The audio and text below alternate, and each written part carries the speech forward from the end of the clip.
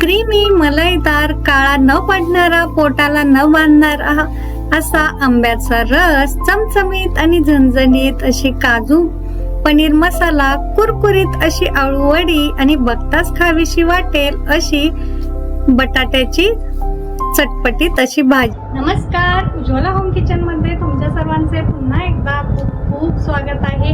आज आपण अक्षय तृतीया स्पेशल थाळी बनवणार आहोत. भरपूर सारे पदार्थ यामध्ये आपण बनवणार आहोत, त्यामुळे याचे 2 पार्ट करणार आहोत. रेसिपी शेवटपर्यंत नक्की बघा, दोनही भाग बघा.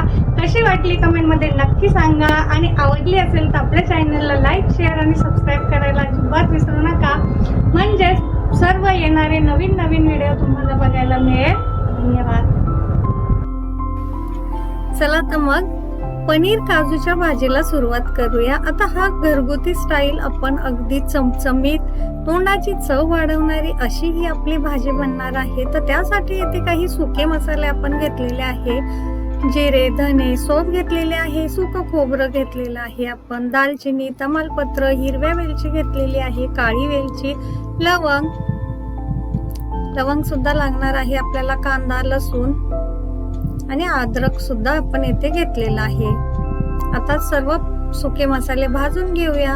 2 आपण येथे तमालपत्र, 2 इंच दालचिनी, 2 काळी विलायची, 2 ते 3 हिरव्या विलायच्या, 2 स्टार फूल, 2 ते 3 आपण सुक्या लाल मिरच्या घेतलेल्या आहेत. आता येथे 1 चमचा धने, 1 चमचा जिरे आणि 1 चमचा कच्ची सौंफ घेतलेली आहे. आता हे सर्व व्यवस्थित असं भाजून घ्यायचं आहे. 4 ते 5 काळी मिरी सुद्धा यामध्ये आपण टाकून घेतलेली आहे. आता याचा छान असा सुगंध सुटेपर्यंत आपल्याला हे मंद आचेवर भाजायचं आहे. 1 चमचा खसखस सुद्धा आपण यामध्ये टाकून घेतलेली आहे आणि ती सुद्धा भाजून घेतलेली आहे. आता भाजून झालं की सर्व काढून घ्यायचे आहे मसाल्याचे पदार्थ आणि त्याच कढईमध्ये 1 चमचा तेल घालून घेऊया आणि अर्धा वाटी आपण जे सुकं खोबरं घेतलेलं होतं ना, ते मंद आचेवर छान असं खरपूस खमंग भाजून घेऊया. आता ह्याला गोल्डन कलर येईपर्यंत आपल्याला भाजून घ्यायचं आहे.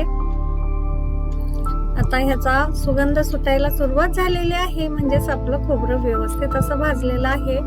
आता हे थोडं करून काढून घेऊया. नेहमी त्याच प्रकारच्या भाज्या खाण्यापेक्षा ही नक्की एकदा ट्राय करा, अतिशय टेस्टी अशी बनते. आता हा मसाला आपण थंड होऊ देऊया. तोपर्यंत येथे 2 कांदे बारीक चॉप करून घेतलेले आहे, 10 ते 12 लसणाच्या पाकळ्या आणि 2 इंच आपण आलं सुद्धा घेतलेलं आहे बारीक चॉप करून. आता ज्या कढईमध्ये आपण खोबरं भाजून घेतलंय ना, त्याच कढईमध्ये कांदा, लसूण आणि आलं टाकून घ्यायचं आहे आणि गोल्डन होस पर्यंत भाजून घ्यायचं आहे. आता हे भाजून झालेलं आहे, थंड करून घेऊया. आता हे थंड होत आहे तोपर्यंत पुढची प्रोसेस करून घेऊ. आता हे खडे मसाले जे आहेत ते आपले थंड झालेले आहेत. आता मिक्सर मध्ये याला टाकून बारीक फाईन पावडर तयार करून घ्यायची आहे. आता आपण बघू शकतात आपला हा मसाला पनीर काजू भाजीसाठीचा तयार झालेला आहे. हा साईडला ठेवून देऊया आणि त्याच मिक्सरच्या भांड्यामध्ये आपण कांदा, आलं आणि लसूण बारीक फाईन पेस्ट करून घेऊया. हे बघा, अतिशय छान अशी पेस्ट याची तयार झालेली आहे. आता पुढची तयारी करूया. एका कढईमध्ये 2 चमचे आपण तेल घेतलेलं आहे. तेल छान असं गरम करून घ्यायचं आहे. तेल गरम झालं की यामध्ये आपण 1 चमचा बटर टाकून घेऊया. बटरमुळे पनीरच्या भाजीची टेस्ट अतिशय टेस्टी अशी होते. आता यामध्ये अर्धी वाटी मी काजू टाकून घेतलेले आहे. ते सुद्धा छान असे गोल्डन होस पर्यंत आपल्याला तळून घ्यायचे आहे. काजू तळून झाले की येथे 200 ग्रॅम पनीरचे मी असे छोटे पीसेस करून घेतलेले आहे. ते सुद्धा आपल्याला फ्राय करून घ्यायचे आहे. आता हे अलट पलट करून घ्यायचे आहे आणि याला सुद्धा छान गोल्डन कलर येईपर्यंत आपल्याला तळून घ्यायचे आहे. पण बऱ्याच वेळेला पनीर तळल्यामुळे हे थोडंसं असं कडक असं होतं. तर अशा वेळेस पनीर गरम पाण्यामध्ये टाकायचं, म्हणजे ते एकदम सॉफ्ट असं होतं. आता त्याच तेलामध्ये आपण कांदा लसूणची जी पेस्ट तयार करून घेतली होती ती थोडी करून सर्व टाकून घ्यायची आहे.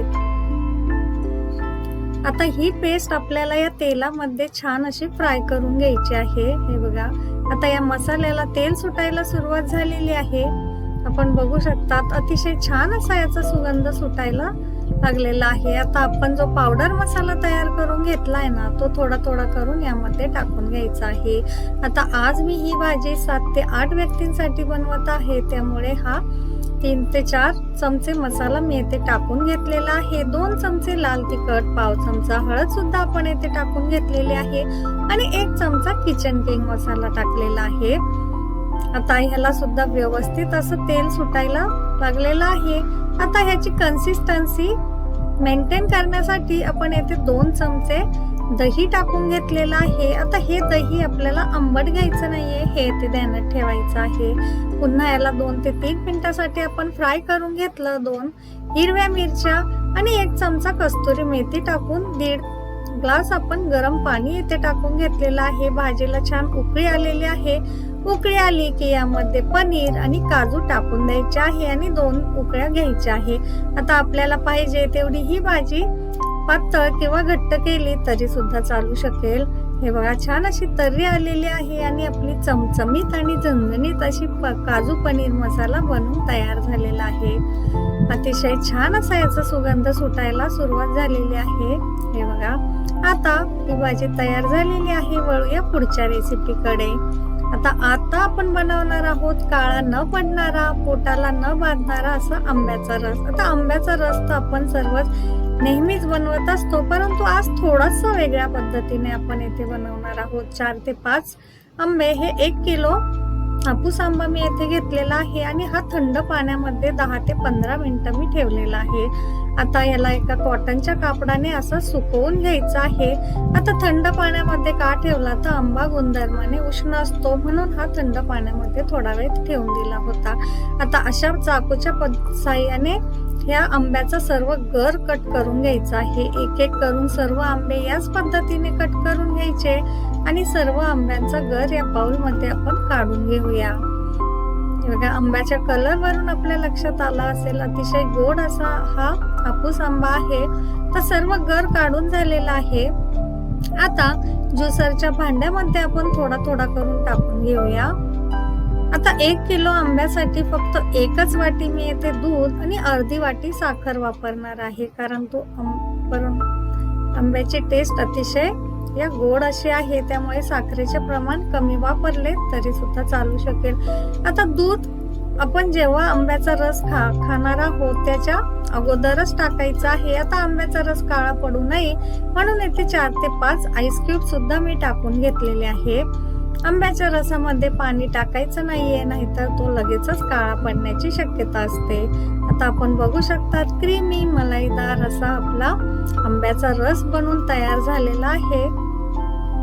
हे बघा, आता छान ह्याला आपण थोडस गार्निश करूया. आपल्याला आवडत असेल तर रस करत असताना यामध्ये 2 विलायची बारीक करून टाकली तरी सुद्धा याची जी टेस्ट आहे ती अतिशय अप्रतिम अशी लागते. आता थोडस ह्याला गार्निश करून घेऊया.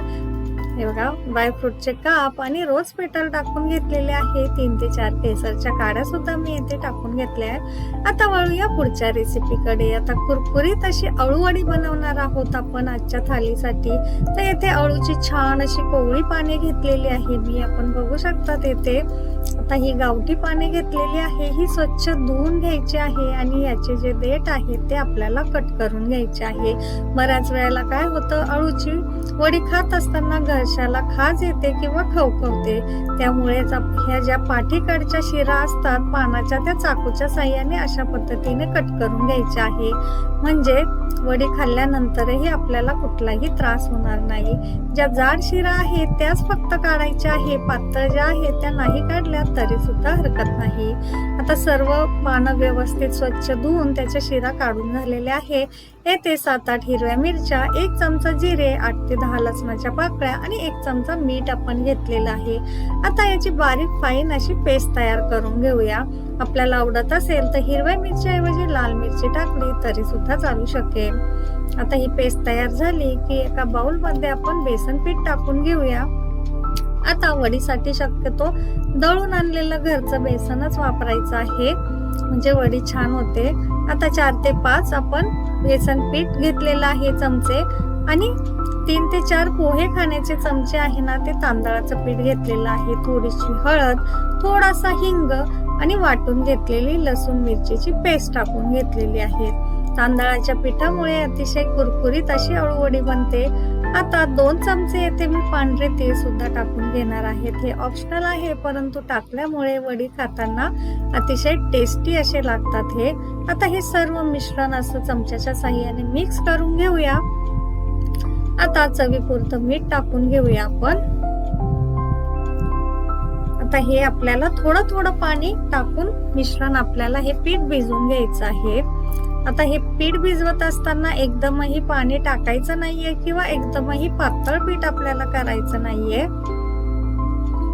बघा, अशा पद्धतीने थोडंसं घट्ट असं हे भिजवायचं आहे, म्हणजे जी आपली वडी होणार आहे ती तळल्यावर छान अशी कुरकुरीत होते। हे बघा, आपलं हे मिश्रण तयार झालेलं आहे वडीसाठीच। आता असं एक एक पान घ्यायचं आहे आणि त्याच्या पाठीकडच्या साईडला सर्व आपण जे तयार करून ठेवलेलं पिठाचं मिश्रण आहे ते असं लावून घ्यायचं आहे सर्व बाजूनी। आता एक पान उभं आणि एक पान असं उलट पालट करून आपल्याला पीठ लावून घ्यायचं आहे। आता याच्या 3ही कडा आपल्याला व्यवस्थित अशा पिठाने पॅक करून घ्यायच्या आहे, म्हणजे वडी अशी आपली सुटत नाही किंवा तुटत नाही अशा पद्धतीने। आता ह्याला थोडंसं असं प्रेस करूनच याचा असा रोल तयार करून घ्यायचा आहे, इथे दाखवल्याप्रमाणे। हे बघा, आता मी एका अळूवडीसाठी एका रोलसाठी येथे 5 ते 6 पानं वापरलेले आहेत। आपण कमी किंवा जास्त पानं वापरले तरी सुद्धा चालू शकेल। आता या चाळणीला मी तेल लावून घेतलेलं आहे।